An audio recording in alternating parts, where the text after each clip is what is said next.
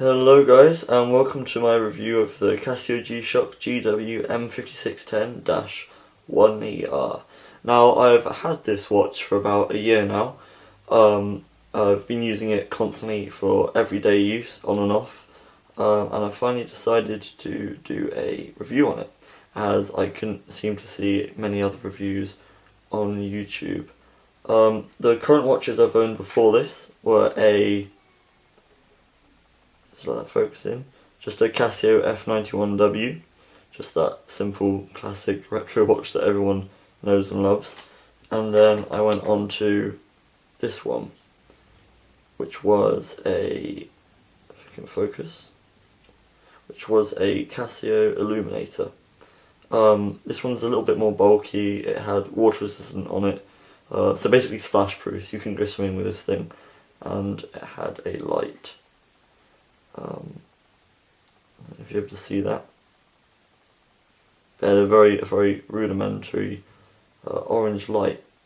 So I had these watches and I decided I wanted to do a bit of a step up. So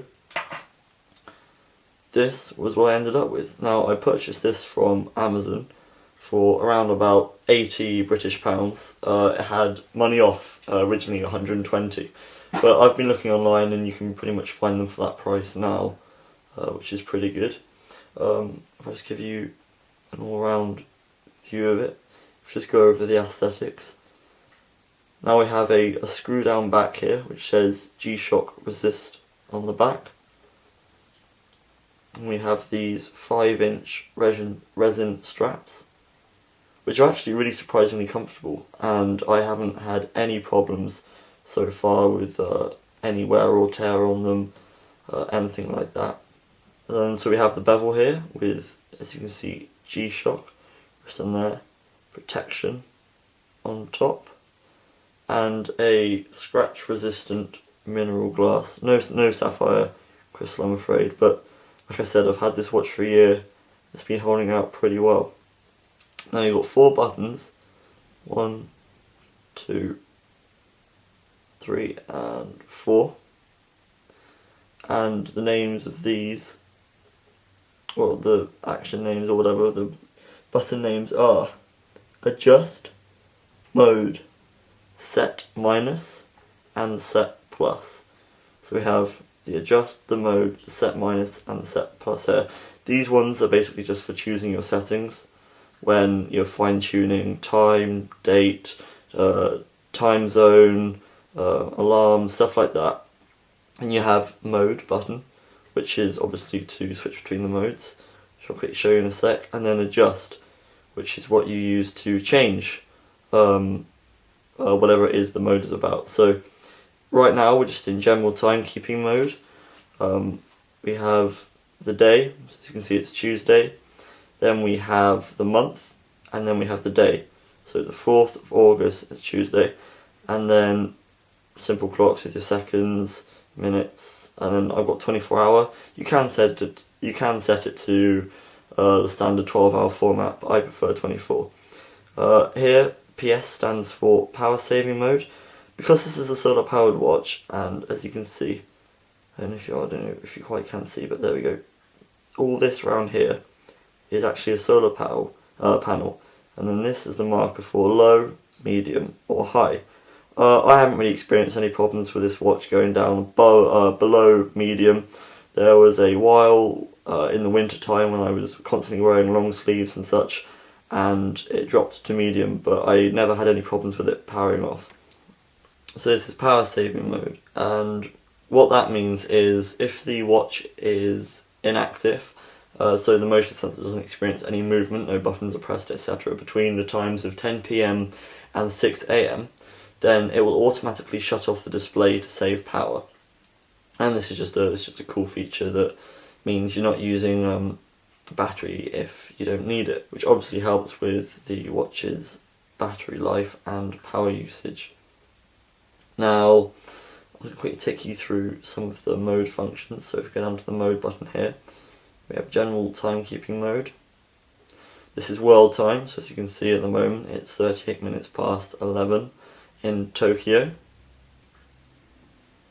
This is your alarm mode, so sometimes I have an alarm set for the morning at 8:45. You can have 5 alarms on this watch. Also, you can have one of them activated with a snooze alarm. Then you have a simple stopwatch. Then a countdown timer. And then back to general timekeeping mode. I was going on to the display. As you can see, DST, that stands for Daylight Saving Time. You can set that to auto. This watch also has an auto calendar, which means up till, I think, 2099, if any of us make it that far, all of the days in the month are preset. So you'll never have to worry about accounting for a leap year, etc. This has it all pre-installed in it. And then we have here, as you can see, an AEL, stands for Auto Luminescence. And this is a feature you can turn on and off in the watch, because you have the light button, this acts as a light button here.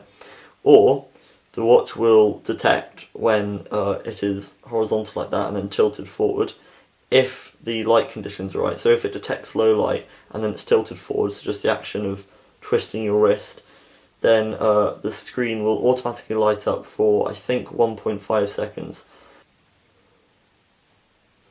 There you go. I don't know if you can see that. It's like a green sort of LED light, LCD light. Sorry, it's not too clear, unfortunately, in the day, but obviously that's not when you're going to be using it. And then finally, the RCVD basically stands for received. Now this watch is multi-band 6, which basically means that there are 6 masts in the world which all transmit the time according to the atomic clock, which means it's accurate to the second. And then every night, starting at midnight, and it will try again at 1, 2, 3, 4, etc. if it can't pick up a signal.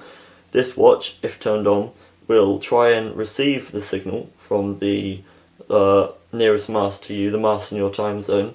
So if you wake up every morning and it has the symbol there, it means that it has received the signal from the watch, from the towers, sorry, the masts even, getting there, and your watch will be accurate to the second, which I think is quite a nifty feature.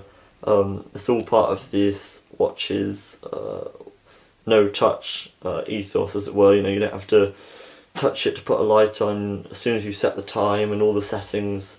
You know, you won't really have to ever mess around with it too much again, obviously, unless you want to do stopwatches and things like that. But in terms of just general settings, this watch is pretty damn accurate. I did turn off the auto receive updates for a while to see how much time it lost, and over the course of 3 months I think it only lost 3 or 4 seconds, which, you know, it's not too bad, but obviously there's no need to do that. More features about this watch, obviously we'll go into the whole G-Shock thing. This is their Tough Solar. This thing's also 20 bar water resistant, so you can take it up to 200 meters, which is pretty cool. It's shock resistant, vibration resistant, heat resistant, and freeze resistant. So, well, so they say. I haven't actually tried, obviously I haven't taken this watch down to 200 meters. I trust them on that. It's taken quite a few knocks, bashes. I haven't put it in the freezer. I don't plan on doing it. Haven't put it in the oven. Likewise with that, I do not plan on doing that either. But, you know, this thing will be able to withstand a hell of a lot more abuse than your average watch, and probably a hell of a lot more abuse than you're planning on throwing at it. So overall, I mean, I can't not recommend this watch. I think it's fantastic. Great value for money. I think it looks quite cool. It's got the retro styling of the original sort of, I think it's GW-M5610 series, the original G-Shocks. It looks fantastic, keeps time brilliant. It's the most practical watch I've ever owned. It's just fantastic, you know, keeping constant time, not having to touch the light button just to flip it up, never having to change batteries, got a great alarm, tells me my time, my date, my year, even tells you what you had for breakfast. No, I'm joking. But, you know, really, really fantastic watch, and I recommend it to anyone. So we'll just finish off this brief review. Just giving you a quick look around the watch, you can see it.